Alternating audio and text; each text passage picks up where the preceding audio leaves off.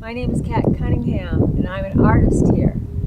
So come on to the studio with me, and I'll show you how I do mixed media or encaustic art. The word encaustic or encausticos means to burn, and you've probably heard about it. It's basically painting with hot wax, but we don't call it wax, we call it medium because we transform the wax into what we call a medium.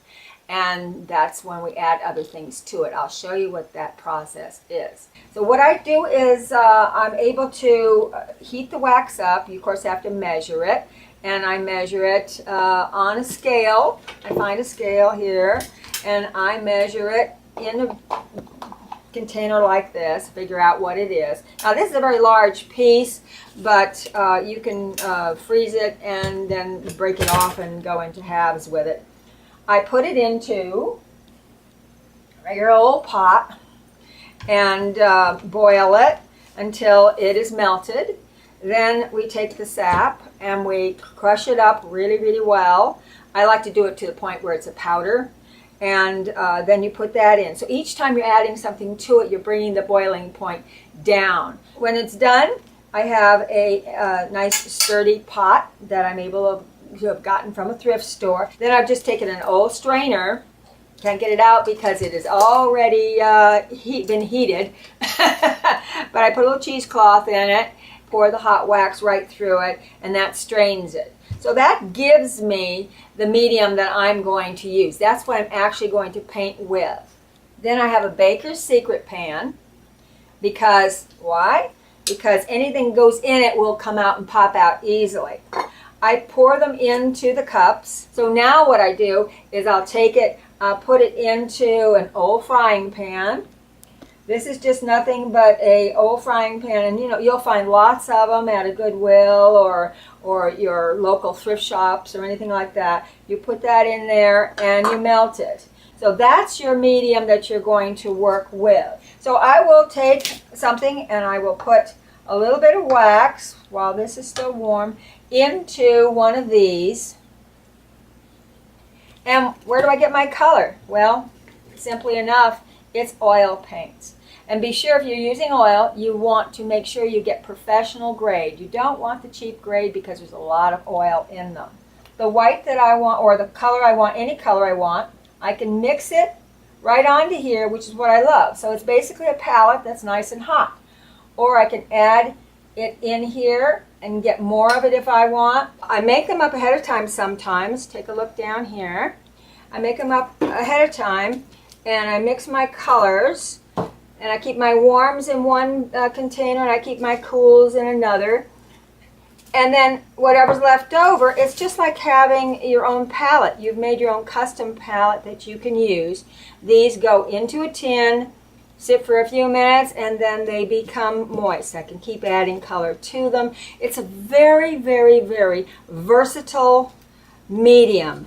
This is a sample of what I did for this particular painting. You can see that I added some of the stones. I basically said, today as I go walking, what I'm going to do is be able to show everything that I picked up is going to go into a piece of art. So this was new for me, to use a bottle top and to be able to add the stones and so forth. But wax lends itself very, very nice to be able to put that process together. I wanted this whole idea of footprint. I'm very much into what nature is as oneness for us, and to be able to move that forward process. Now what you have to do with encaustics is you have to use a heat gun. Some people use a blowtorch. I personally don't. The heat gun can go up to many degrees. This particular one is like 550 degrees. And before you do the next thing on it, you have to heat it back. And you know you heated it when it gets real shiny, almost kind of wet looking. When it's wet, then I'm able to put another wax over it. It's what you call sealing the wax. If you don't seal what you did, you are not, something will peel off. When you seal it this way with heat, nothing peels. So the exciting thing about this process is that you get to do a lot of things. If I don't like it, I go in with a scraper and I scrape it out without any problem. I use an ice pick for drawing. I told you I'm into drawing and I really like to draw into the process, and the wax lends itself beautifully to that. So you really get the idea of sculpture. You get the idea of textures, just like in fabrics. Here I've pulled away some of the cardboard, so you're seeing some of the insides of the cardboard.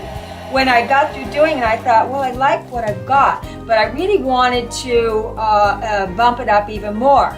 So I went and I found some of my shells that I collect and some stones, and actually put stones where the stones of the water would be.